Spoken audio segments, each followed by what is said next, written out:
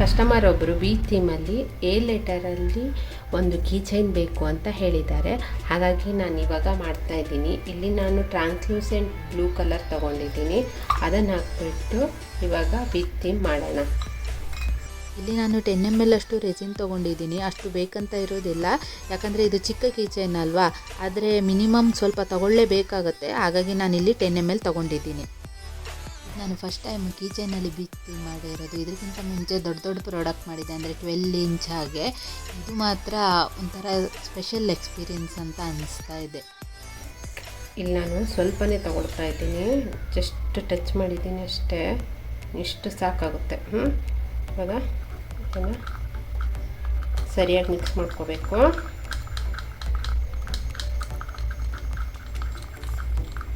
ಎಷ್ಟಾಗುತ್ತೋ ಅಷ್ಟು ಮಿಕ್ಸ್ ಮಾಡ್ಕೋಬೇಕಾಗತ್ತೆ. ಇಲ್ಲಿ ನೋಡಿ, ಇದು ಇವಾಗ ಮಿಕ್ಸ್ ಆಗಿದೆ. ನಾನಿವಾಗ ಇಲ್ಲಿ ಏನ ಹಾಕ್ತಾಯಿದ್ದೀನಿ.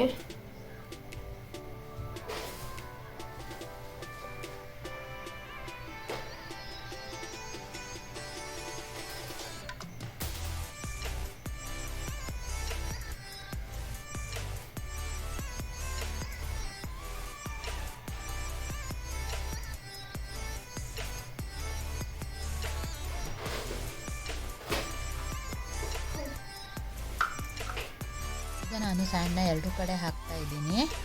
ರೆಸಿನ್ ಒಳಗಡೆ ಸ್ಯಾಂಡ್ ಹಾಕಿದ್ರೆ ಒಂಥರ ಡೀಪ್ ಸೀ ಥರ ಬರುತ್ತೆ ಅಂತ ಅನಿಸ್ತಾ ಇದ್ದಿದ್ದು.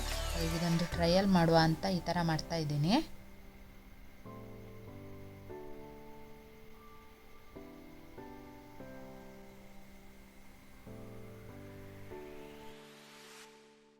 ಇಲ್ಲಿ ನಾನು ನಾರ್ಮಲ್ ವೈಟ್ ಪಿಗ್ಮೆಂಟು ರೆಸಿನ್ ಜೊತೆ ಮಿಕ್ಸ್ ಮಾಡಿಬಿಟ್ಟು ಇಲ್ಲಿ ಹಾಕ್ತಾ ಇದ್ದೀನಿ. ಇದಕ್ಕೆ ವೇವ್ಸ್ ಕ್ರಿಯೇಟ್ ಮಾಡುವಂತಹ ಪಿಗ್ಮೆಂಟೇ ಬೇಕು ಅಂತಿಲ್ಲ, ಯಾವುದಾದ್ರೂ ವೈಟ್ ಕಲರ್ ಪಿಗ್ಮೆಂಟ್ ಆದರೂ ಆಗುತ್ತೆ. ಮತ್ತು ಇದು ಚಿಕ್ಕ ಪ್ರಾಡಕ್ಟ್ ಆಗಿರೋದ್ರಿಂದ ಬ್ಲೋ ಟಾರ್ಚ್ ಯೂಸ್ ಮಾಡೋಕ್ಕಾಗೋದೇ ಇಲ್ಲ.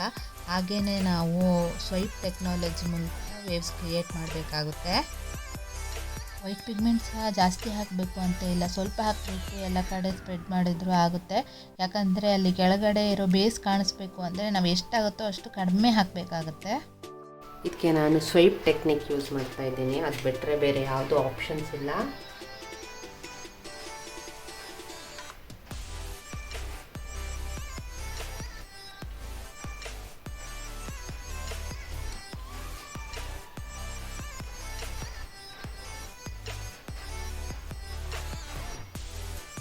ಈಗ ನಾನು ಅದಕ್ಕೆ ಸ್ಯಾಂಡ್ ಹಾಕಬೇಕು ಅಂತ ಇದ್ದೀನಿ, ಅಂದರೆ ಸ್ವಲ್ಪ ಮೇಲ್ಗಡೆಯಿಂದ ಕಾಣಿಸ್ಲಿ ಅಂತ ಸ್ವಲ್ಪ ಸ್ಯಾಂಡ್ ಹಾಕಬೇಕಂತ ಇದ್ದೀನಿ. ಇಲ್ಲಿ ನೋಡಿ, ಈ ಥರ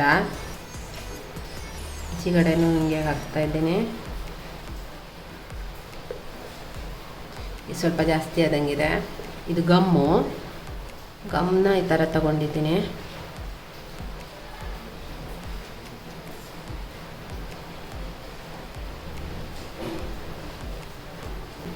ಈಗ ನಾನು ಸ್ವಲ್ಪನೇ ಸ್ಯಾಂಡ್ ಹಾಕ್ತೀನಿ ಇದ್ರ ಮೇಲೆ.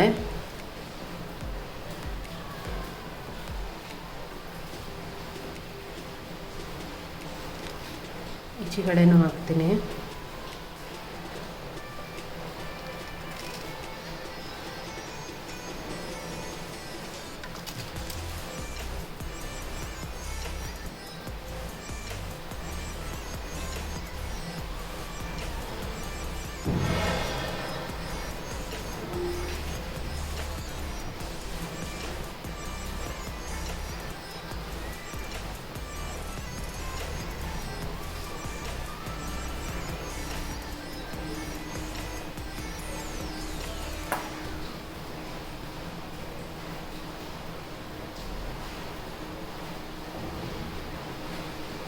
ಈ ಥರ ಇದು ಮಾಡಬೇಕಾಗುತ್ತೆ. ಒತ್ತಿ ಮಾಡ್ತಿದ್ದೀನಿ.